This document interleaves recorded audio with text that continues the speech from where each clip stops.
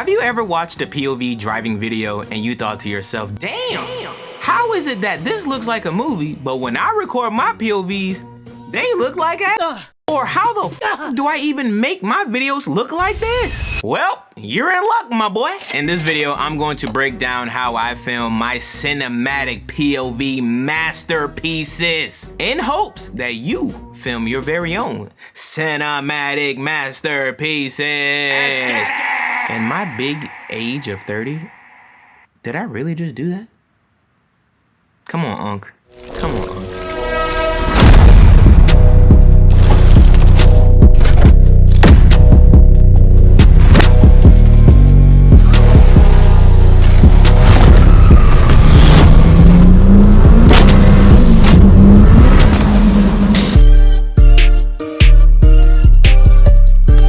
Obviously, the first piece of machinery you need to create this is the damn camera.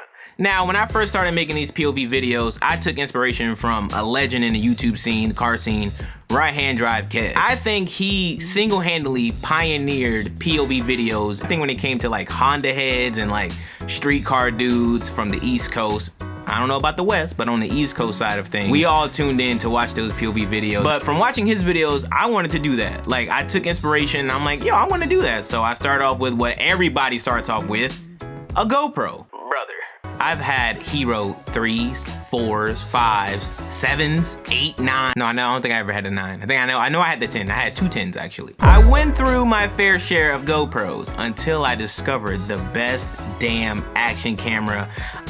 And it's so affordable. The camera that I now use to create my POV videos is the DJI Action Pro 5. Now, why I chose the Pro 5? Well, so when I was doing my research on action cameras, I came across the Action 5 Pro. Everything blew me out of the water. Big sensor, dynamic range, 4K 120, 1080p 240. Oh my gosh, bro. Low light, compatible with the microphones, open gate. Oh, you don't have a memory card? It doesn't matter. It comes with a 64 gigabyte built-in storage. Go, bruh. So yeah, I think it's the best camera on the market, man. For action cameras, in my unbiased opinion, well, honestly, I can't say that because I haven't reviewed or used the Insta360 lineup of action cameras. But for me, the DJI Action 5 Pro, just chef's kiss, bro. The sensor, the way that like it integrates with all the DJI products so you can use the microphone. Oh my God, it's perfect. It's perfect, bro. Oh. There are many options out there to produce a POV style video, whether it's a chin strap mount thing, a head strap, a mouthpiece. Pause. Now what I use, unfortunately, I don't think he sells it anymore, but I use the Boss Racing mount.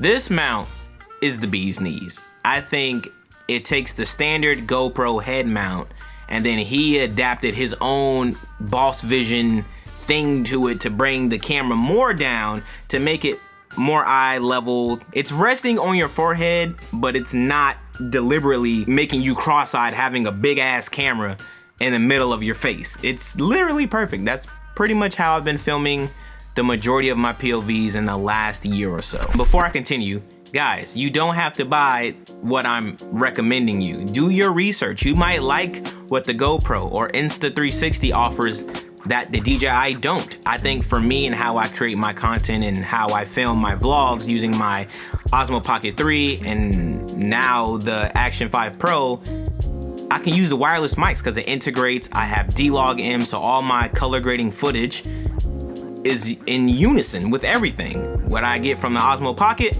I will get on the Action 5 Pro. So for me, it just makes sense that I could just use one ecosystem of product and know that my color grading, my LUTs will all work perfect.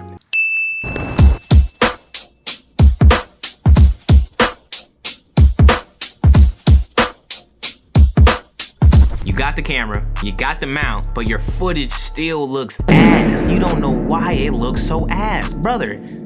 It's because of your settings, my friend. Let me walk you through how my settings are. So the Action 5 Pro is really sick because it allows 1080p at 240 frames per second and 4K 120. That is buttery smooth slow motion. But I shoot in 4K 24 or just 24 frames per second. Well, that's 1080, 4K, blah, blah, blah. To achieve that cinematic vibe of videos, you'd want to shoot in 24 frames per second. Why? I don't know. Ask ChatGPT, fool. Nah, it gives you the best dramatic effect plus slight motion blur. Close to the human eye. Most of the movies you watch are all shot in 24 frames per second. Been like that since we had segregated water fountains. Man, I miss those days. But on screen are all the settings I use to achieve the POV goodness. Use at your free will, playboy. But that's just the half of it. You also need the most important piece, I believe, in creating that beautiful masterpiece of visionary of camera stuff. ND filters. You need ND filters. ND filters is the greatest thing when you're creating, well, trying to create cinematic masterpieces, because you can then use 24 frames per second with a shutter speed of 1/50. If you try to use those settings without ND filters, brother, you don't have a blinding light. It's like if you're going to the beach or if you're just walking outside and staring deliberately at the sun. You shouldn't do that. You can. Again, you have free will, brother. You can do whatever you want.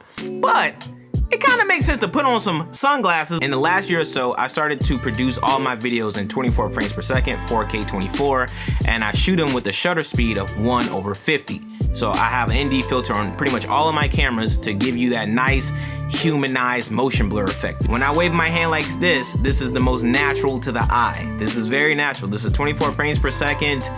ND filter on, it's beautiful, bro. If I were to shoot at 60 frames per second and I slow it down, then you could see my hand go like this. It's more frames being taken per second. It's 60 frames per second. So when you slow it down, it's smooth, buttery, slow-mo. When you slow down 24 frames per second, it's choppy because you only got 24 frames per that second. Sounds confusing as I know this, brother. I had to do all this shit on my own, but understanding the 180-degree shutter rule, you'll be fine. So if you shoot at 60 frames per second, your shutter speed should be double that. So 1/120 or 1/125. If you shoot at 30 frames per second, then your shutter speed should be 1/60. And if you shoot at 24 frames per second, your shutter speed should then be 1/48. Or if you're in the States, 1/50. Absolute shit. Who am I, bro? Who am I? I'm teaching the dogs out there how to do this shit. I knew I should have been a teacher. I really knew I should have been. I'm good at this shit, you hear me? But there you have it. That's pretty much how I film my POV videos. And you'll get something as beautiful and cinematic and crispy and crunchy like some Kentucky Fried. I honestly do believe Kentucky Fried Chicken is better than Popeyes. Bro, I don't know, Popeyes fell off, bro. The skin be so crunchy and then the chicken be dry. Oh, Zosh, you're losing your black card. It's Black History Month. You can't do that, brother. You can't do that right now. But anyways, I hope you guys enjoyed this.